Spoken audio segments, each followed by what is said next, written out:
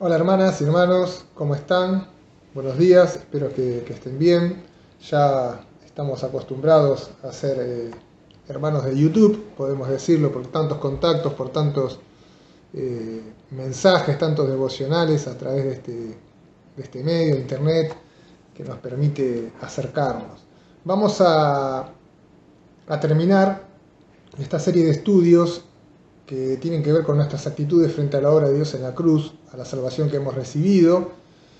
La parte 6 es la última. Recordamos, por si hay alguien que no lo viene siguiendo, que esto está basado en un libro, el estudio está extraído de un libro de nuestro hermano Horacio Alonso, que nos habla justamente de identificados con Cristo. ¿Sí? Solamente estamos tocando un pasaje y unos capítulos. Entonces estuvimos viendo 3 versículos. ¿Sí? En Romanos capítulo 6, vamos a volver a a leer estos textos para recordar un poco de dónde venimos. Versos 11, 12 y 13. Romanos 6, 11, 12 y 13. ¿Se acuerdan el primer verso? El 11 era una actitud de fe. Dice: así también vosotros consideraos muertos al pecado, pero vivos para Dios en Cristo Jesús, Señor nuestro. Después estuvimos hablando en el verso 12 acerca de una actitud de rechazo hacia el pecado. Dice: no reine pues el pecado en vuestro cuerpo mortal, de modo que le obedezcáis en sus concupiscencias. Y ahora terminamos de ver el verso 13 y el estudio completo de estos 3 versículos, que es una actitud de entrega, ¿sí? Entregar toda nuestra vida a Dios, no una parte. Dice: ni tampoco presentéis vuestros miembros al pecado como instrumentos de iniquidad, sino presentaos vosotros mismos a Dios como vivos de entre los muertos, y vuestros miembros a Dios como instrumentos de justicia. Entonces ya habíamos empezado a explicar acerca de esta actitud de entrega. Para recibir de Dios tenemos que entregar.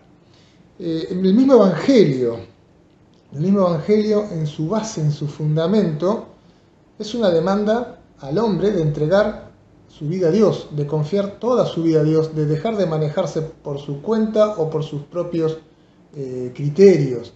Así que es fundamental entender esta actitud de entrega también para la vida cristiana. Habiendo ya conocido al Señor Jesús como nuestro Salvador, que cada día sí sea nuestro Señor, aquel que gobierna nuestra vida. Por eso una actitud de entrega. Estuvimos estudiando juntos en Romanos 12, 1 y 2, que justamente nos habla esta actitud de entrega bien explicada, mucho más de manera profunda. Habíamos visto como bosquejo que teníamos que empezar apreciando las misericordias de Dios, como arranca en el verso 1, dice de Romanos 12: hermanos, os ruego por las misericordias de Dios que presentéis vuestros cuerpos en sacrificio vivo, santo, agradable a Dios, que es vuestro culto racional. Lo primero era apreciar la misericordia de Dios.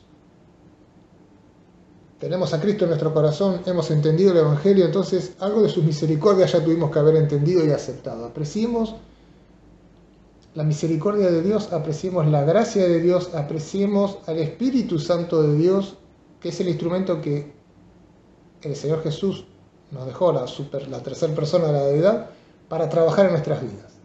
Pero esto nos tiene que llevar, este aprecio de las misericordias, a presentar nuestra vida en un sacrificio. ¿Sí? ¿Para qué? Para no amoldarnos al mundo. Verso 2: no os conforméis a este siglo, sino transformaos por medio de la renovación de vuestro entendimiento o la mente, para que comprobéis cuál sea la buena voluntad de Dios, agradable y perfecta. Entonces, esta entrega continua en un sacrificio a Dios es para evitar amoldarme, tomar la forma del mundo, y 2, para ser enseñado, disciplinado por Dios, para que transforme mi mente, la renueve. Dios nos quiere enseñar a entender, a comprender, a recibir, a decodificar, si se quiere, su buena voluntad, agradable y perfecta, que no así nomás la podemos percibir y entender. Por ahí pensamos que sí, pero no es así. Tenemos que tener la mente de Cristo. La tenemos si somos ejercitados por el Espíritu de Dios en esta disciplina de renovación. Vamos a avanzar. Nos habla justamente, y vamos a terminar con este tema, de que necesitamos ser renovados, enseñados. Renovar la mente, el entendimiento, enseñados en cómo percibir y pensar, criterios, el motor de nuestra mente, para conocer experimentalmente en la práctica y nosotros mismos aprobar la voluntad de Dios como lo mejor para nosotros. Qué importante es pensar en la mente. La mente no solamente son nuestros pensamientos, nuestros planes, es la reflexión, ¿no? Esas reflexiones, es ese razonamiento, ese entendimiento con el cual el hombre ha llegado y llega cada vez más lejos. Ahora hay un aspecto de la mente, que es el que más atención le va a poner también en este momento la Biblia, en el estudio de estos pasajes, que es el aspecto moral. La mente también es aquello que nos va a permitir poder entender y reconocer las verdades espirituales.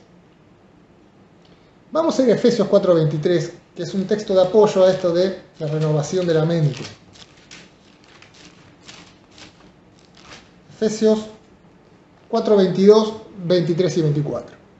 En cuanto a la pasada manera de vivir, despojados del viejo hombre que está viciado conforme a los deseos engañosos, y renovados en el espíritu de vuestra mente, y vestidos del nuevo hombre creado según Dios en la justicia y en la santidad de la verdad.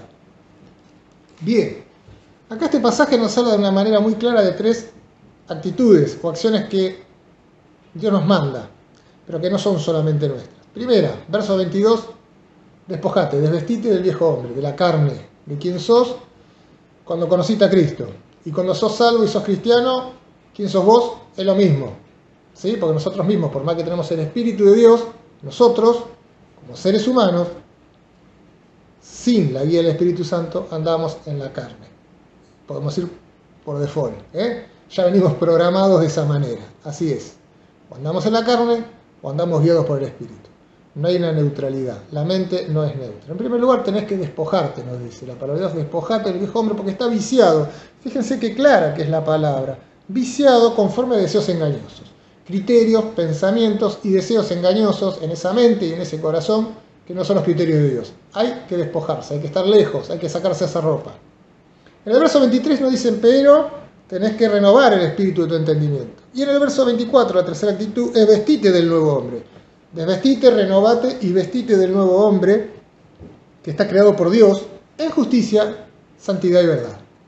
Qué importante. Ahora, lo que tenemos que entender en estos tres versículos es que para poder ser efectivo lo que nos dice el 22, despojarnos, y el 24, volver a vestirnos, pero de Dios, del nuevo hombre, lo primero y lo fundamental es el proceso de renovar nuestro entendimiento. Si no, no vamos a poder ni de vestirnos ni vestirnos. Por eso es fundamental la mente. Por eso el apóstol le pone el acento a este tema, a la mente, en nuestro crecimiento espiritual. ¿Sí?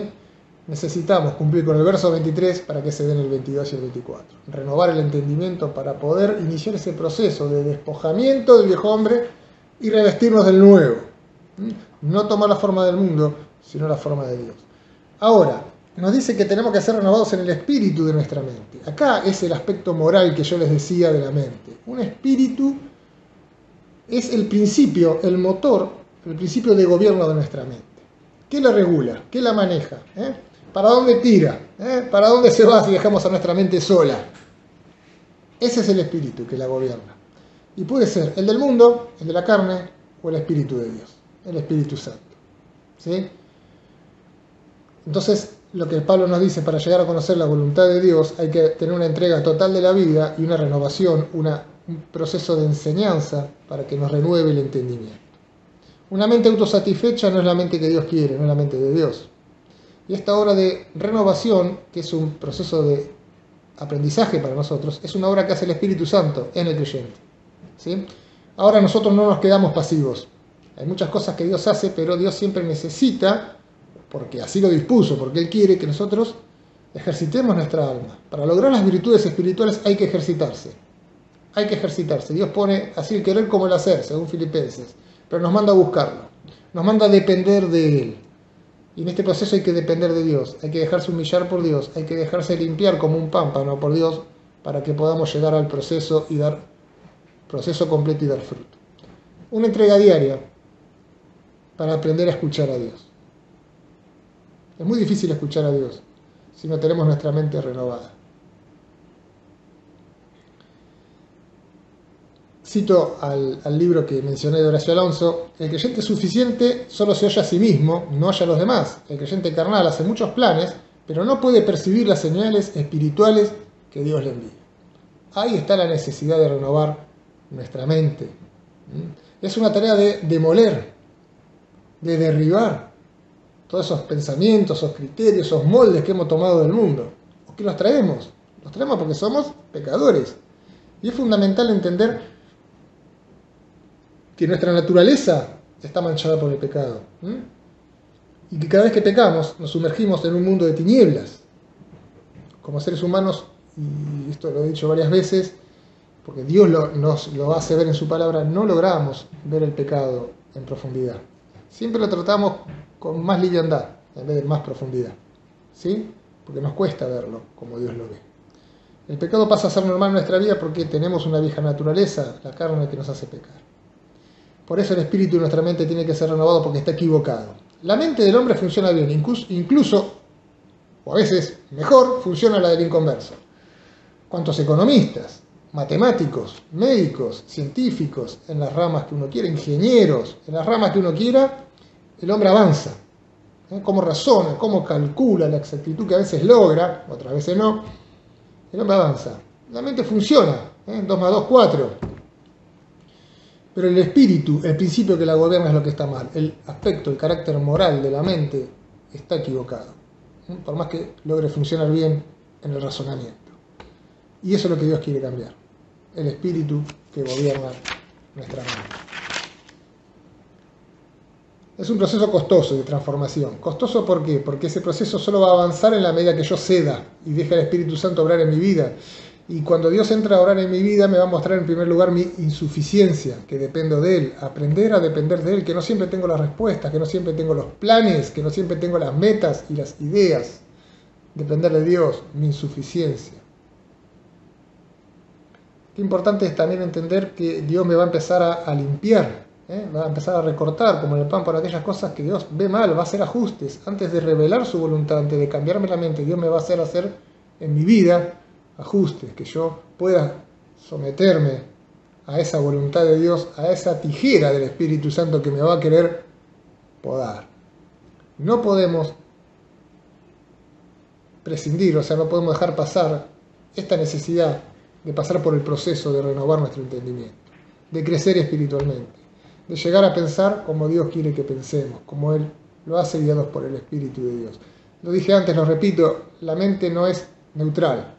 O el principio de gobierno es la carne o es el Espíritu de Dios. Y fíjense que todo este pasaje nos manda a una entrega, nos llama a un sacrificio, una entrega para no amoldarnos, para ser transformados, aprender. Pero no pone el foco nunca, entregate para servir a Dios, entregate para hacer para Dios, sino entregate primero para ser renovado. Y en esto, hermanos, permítame esta reflexión, para mí en primer lugar.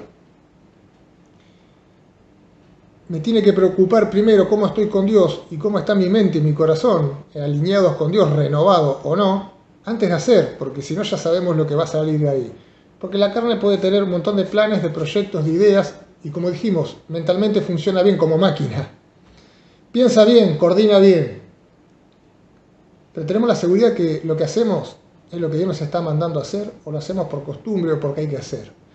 Me parece importante también reflexionar en esto, para poder llegar a entender cuál es la buena y agradable voluntad de Dios. Y tal vez no encontrarnos que estamos haciendo lo que nosotros planeamos en primer lugar. Resumiendo y terminando, nos llama a una entrega, nos llama a no tomar el molde, o sea, una actitud de fe, ¿sí? Una actitud de rechazo al pecado, no te amoldes al mundo, ¿sí? Y una actitud de entrega, dijimos, déjate transformar. ¿Querés recibir de Dios? Siempre queremos ser bendecidos, siempre queremos recibir de Dios. Bueno, primero tenemos que entregar. Para recibir tenemos que entregar. Para poder llegar a conocer la voluntad, este pasaje nos dice que podemos llegar a conocer la voluntad de Dios de manera práctica en nuestra vida. ¿Y qué quiere decir? Que ante las circunstancias y las decisiones vamos a decidir o vamos a entender cuál es la voluntad de Dios y vamos a decir sí, es lo mejor.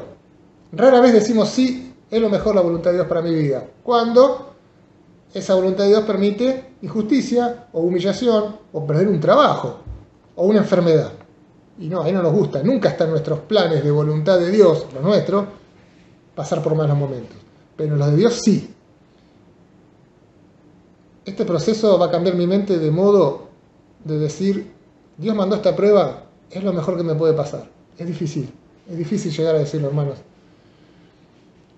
Pero esa es la idea, para que comprobéis en tu vida práctica y aprobéis con tu mente y tu corazón que todo lo que Dios te manda es lo mejor que te puede pasar. Es lo mejor que te puede pasar. Pero tiene que ser una mente y un corazón, como decía, vestirnos de nuevo hombre en justicia, en santidad y verdad. ¿Querés conocer la voluntad de Dios? Entregale tu vida.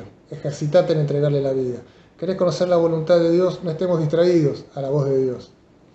Siempre Dios primero limpia y ajusta antes de empezar a hablar y revelar. Siempre. Si no entrego todo a Dios, no voy a recibir de Dios. Dios me pide todo, no me pide un poco, me pide toda mi vida. ¿Sí? Mi enfoque humano, carnal, le pone límites a Dios. ¿Cómo? Sí, le pone límites a Dios. Mi vida podría ser mucho mejor, todo en nuestra vida, en este mundo, bajo el sol, podría ser mucho mejor si todos los creyentes anduviéramos siempre con la voluntad de Dios de acuerdo, ¿no? Alineados, con una mente renovada. ¿Sí? Muchas cosas no son tan buenas o son malas justamente porque nosotros actuamos de esta manera. Pero Dios nos quiere limpiar, nos quiere humillar, nos quiere enseñar y nos quiere gobernar. Eso es la renovación de la mente. Qué importante es. Qué importante es. Una pequeña anécdota. Dicen que una vez un granjero le había pedido a Dios, queriendo tener el control de su vida y de sus cosechas, que él pudiera manejar el clima, y Dios le dio la oportunidad por el lapso de un año o una cosecha. Entonces, cada vez que este hombre de campo pedía lluvia suave, sol, viento, lo que sea, todo venía como él pedía. Termina el periodo del cultivo, viene la cosecha y fue un desastre y un fracaso total. Y dice la anécdota que Dios le dice, bueno, ¿viste? Cuando yo mando las tormentas, esas son buenas, porque limpian de bacterias, porque alejan ciertas alimañas que te comen la cosecha, porque trae otros beneficios. Entreguémonos a Dios. Lo importante no es cuánto tengamos ordenado o planificada nuestra vida, ni cuánto hagamos para Dios. La cuestión de la vida cristiana, y estoy citando, es cuánto permitimos en dependencia genuina de Dios que Él muestre sus planes. Cuánto permitimos en humillación verdadera que Dios trabaje dentro de nosotros. Queremos conocer la voluntad de Dios, queremos recibir de Dios, primero debemos entregar. ¿Cuánto? Todo. Dios nos pide toda nuestra vida. Que Dios nos bendiga.